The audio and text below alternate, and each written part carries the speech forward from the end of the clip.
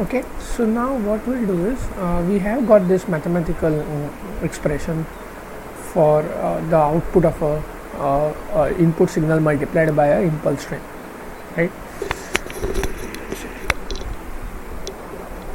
So we have got this expression in the frequency domain. This is xs of j omega.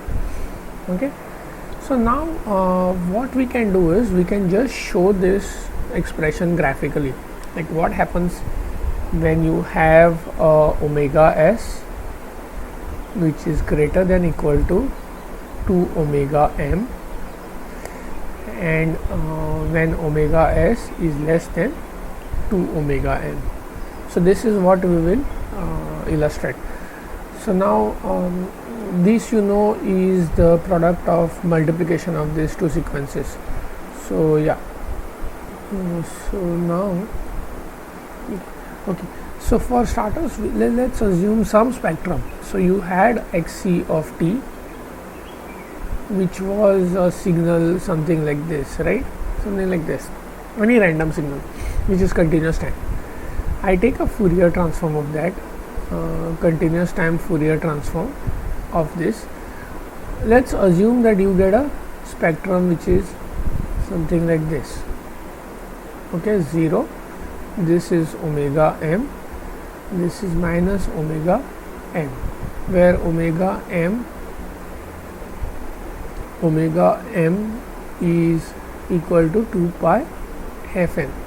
Fm is the frequency in hertz, and omega m is in radians per second. Okay, so this is what you have.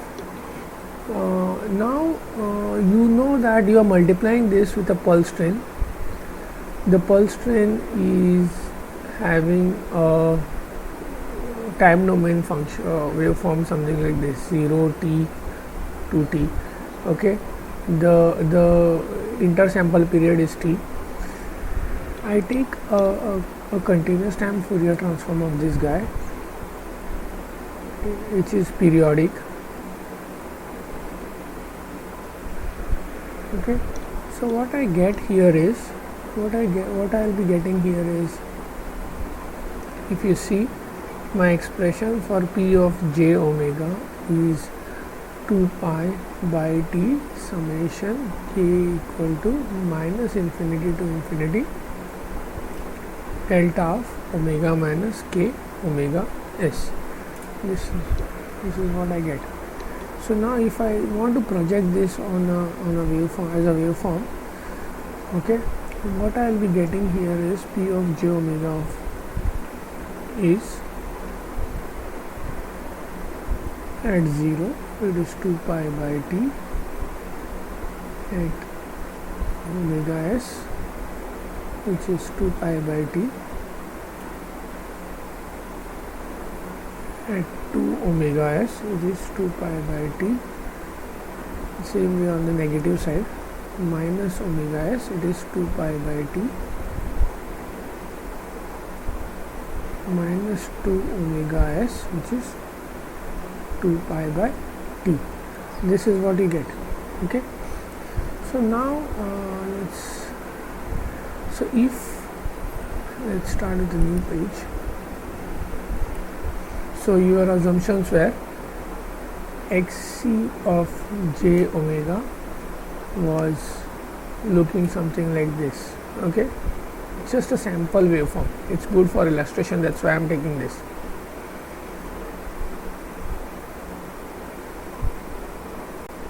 And you had a p of j omega which was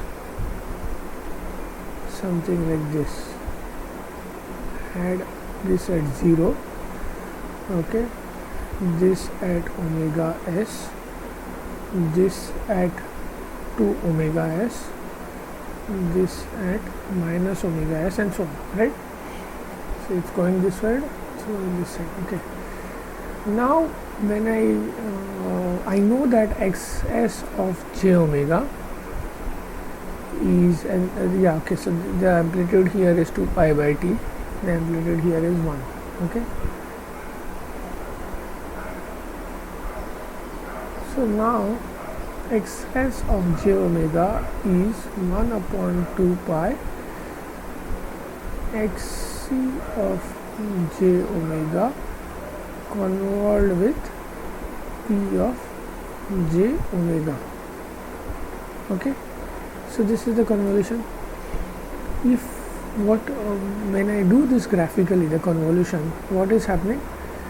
The convolution says that when I convolve any sequence with a unit impulse, okay, or with an impulse, I get the same sequence multiplied by the amplitude of the impulse, right? So what will happen is this guy here will be present here at this particular instance,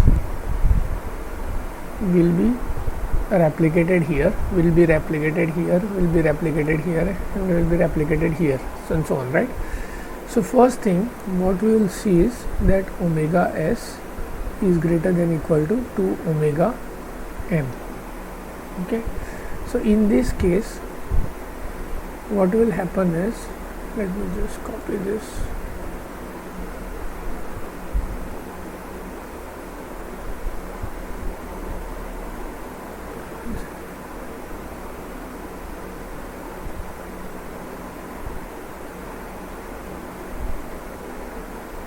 Okay, yeah, so now what will happen is this guy here, when I am convolving this guy with this sequence, I will be getting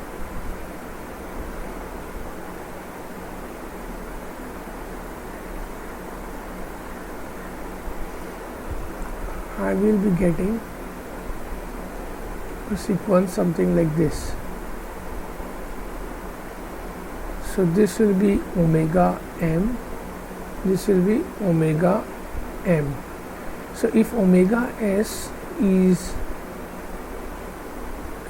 sorry, one second, let me just use this.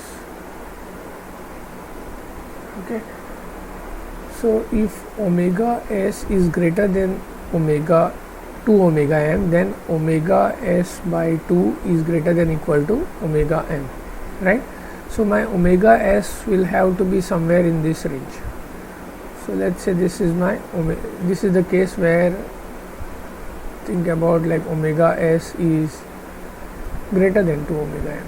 Okay, so this will be my omega s, this will be my omega s, okay, and this will be omega s by 2, sorry, this will be omega s by 2, and this will be my omega s. So here what will happen is I will get another spectrum which is looking something like this. Here I will get another spectrum which is looking something like this. So this is how I will get it.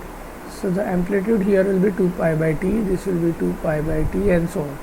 So if you see this, when I convolve this waveform with this waveform, and if my omega s is greater than 2 omega m, then I know that this guy here is less than omega s by 2. This guy here is less than omega s by 2, okay, in magnitude. So my waveform will be centered something like this, right? This is how I'll get it. Okay, so for every impulse I will get that same xc of j omega at that particular position will be replicated, because that's what we know, the identity. So x of j omega with delta of j omega will be, or delta of n, we know that identity x of n convolved with delta of n minus n0 is x of n minus n0, the same waveform back. Okay, so this is what we will get, omega s by 2 will be greater than. If in case my omega s is equal to 2 omega m, okay, if my omega s, initially this guy was greater than 2 omega m, if my wave omega s is equal to 2 omega m, then my omega s by 2 will be equal to omega m. So what I will get here in this case is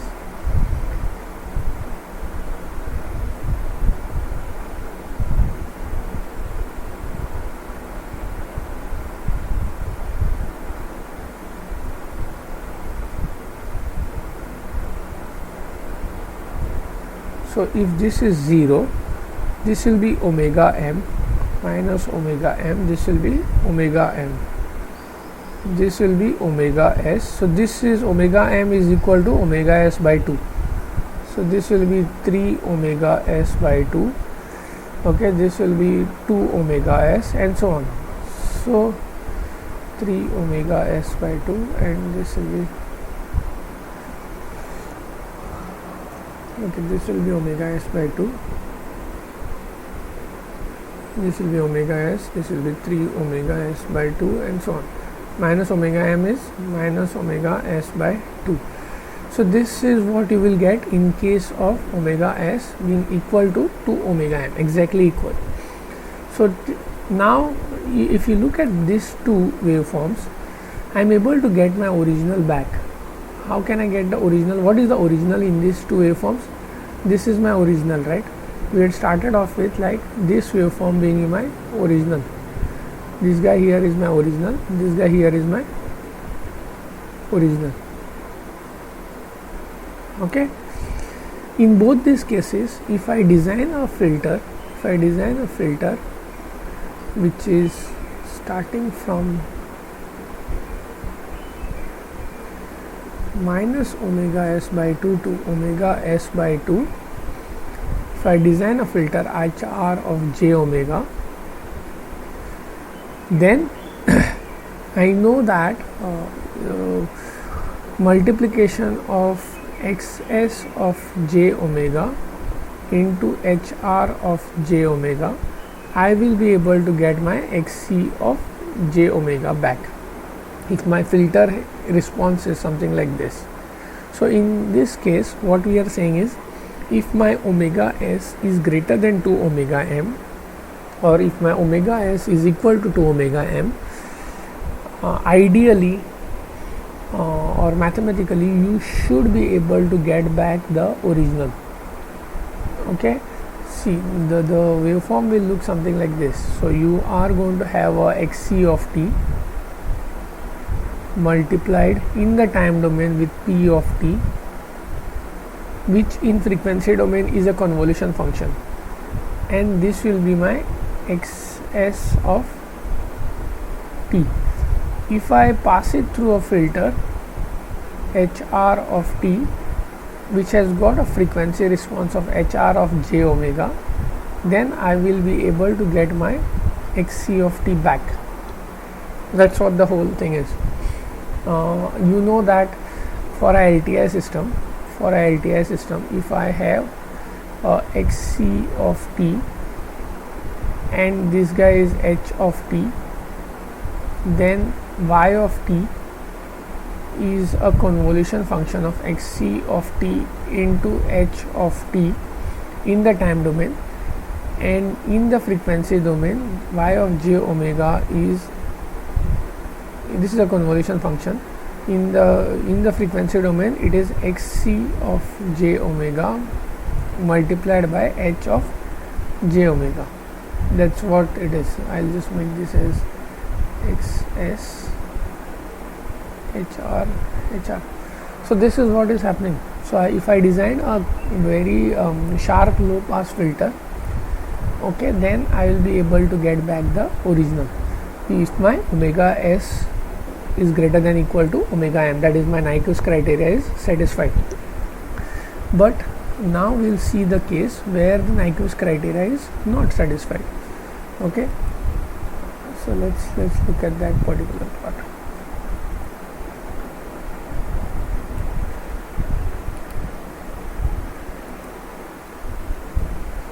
So now where is the Nyquist criteria not satisfied?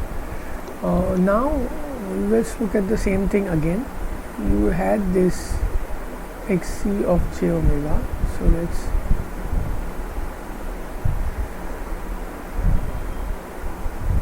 this is xc of j omega, this is 0, this is omega m, this is minus omega m.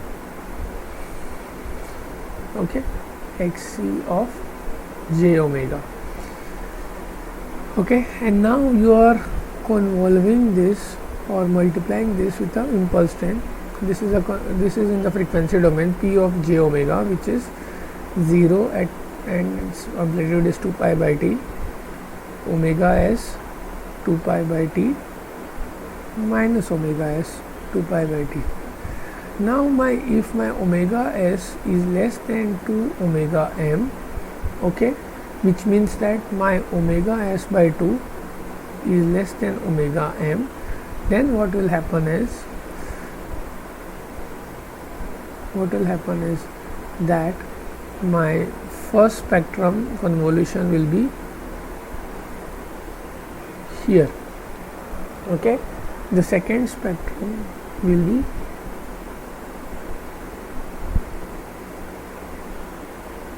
here, the third spectrum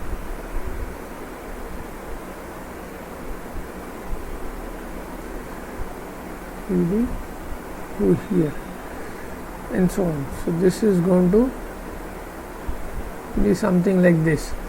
So now what will happen is, what you will be getting is, you will be getting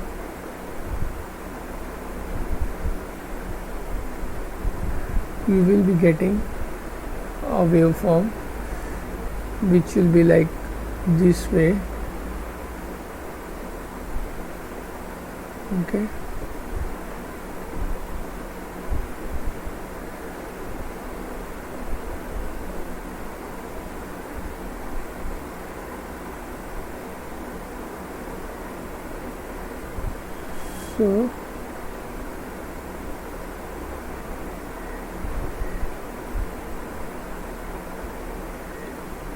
so you will be getting something like, so there is an interference. So this one which is replicated with this guy, now your omega s by 2 is here, this is your omega s by 2.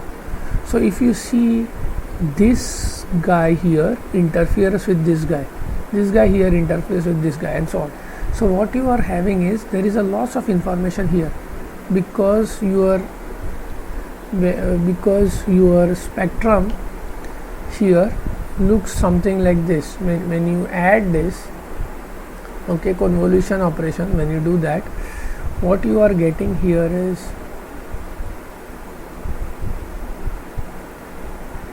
a waveform, and when you pass it through a low pass filter, which is from minus omega s by 2 to omega s by 2 hr of j omega, if you pass it through this filter, what you will get is not the original band. What you will get is, you will get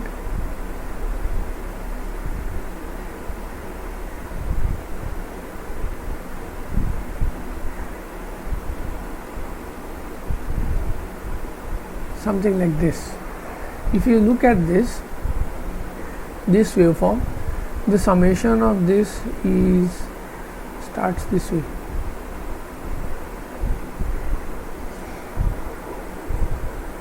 This is what you will get. The waveform looks something like this.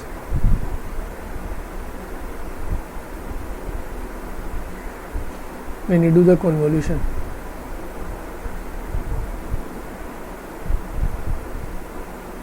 it looks something like this.